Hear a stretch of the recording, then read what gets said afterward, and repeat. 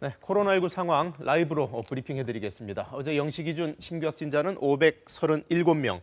이 확진자만 놓고 보면 전날에 비해서 80여 명이 늘기는 했습니다. 그런데 검사 건수가 2배 이상 늘어났던 것에 비하면 이 확진자 증가폭이 그렇게 높다고는 볼 수가 없겠습니다.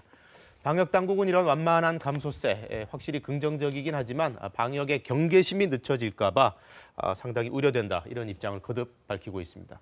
전국 각지에서 종교, 의료시설 등을 중심으로 집단 감염이 계속되고 있다는 점도 불안합니다.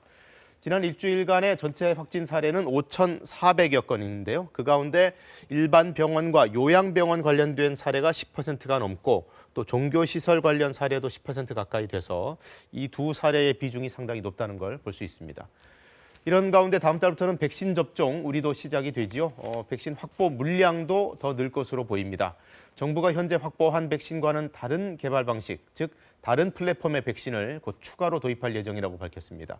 전통적인 제조 기법으로 생산하는 노바백스의 백신인 걸로 알려졌습니다. 접종 이후 면역 지속 기간의 불확실성이라든지 혹시 모를 안전성 문제 등에 대비하기 위해서입니다.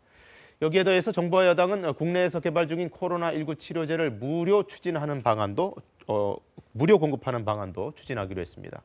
중요한 것은 이런 백신과 치료제가 본격적으로 공급되기 전까지 이 확산세를 최대한 잘 틀어막는 걸 텐데요. 요즘 종교시설인 상주 열방센터에서 시작된 집단 감염이 전국 각지로 번지면서 현재 최대 위험 요인으로 떠오르고 있습니다. 이효연 기자가 보도합니다.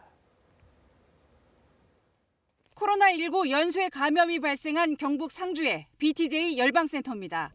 지난 7일 상주시 공무원들이 시설 폐쇄에 나섰지만 열방센터 측은 거세게 막았습니다. 영장 가져오셨습니까? 영장 필요 없는 겁니다. 영장 필요합니다. 영장 필요합니다. 결국 몸싸움까지 벌어졌습니다. BTJ 열방센터는 인터콥의 본부인데 인터콥은 기독교 전파가 안 된 해외 지역 선교를 목표로 하는 종교시설입니다.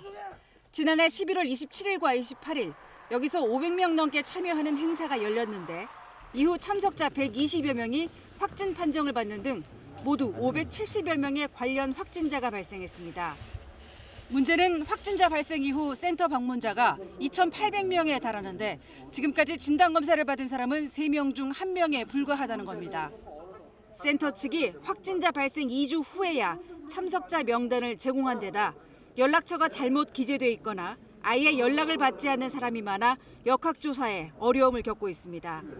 우리나라가 겪고 있는 엄중한 상황에 비추어 이와 같은 방역 조치에 대한 비협조적 태도는 사회 전반에 상당한 피해를 끼치게 됩니다.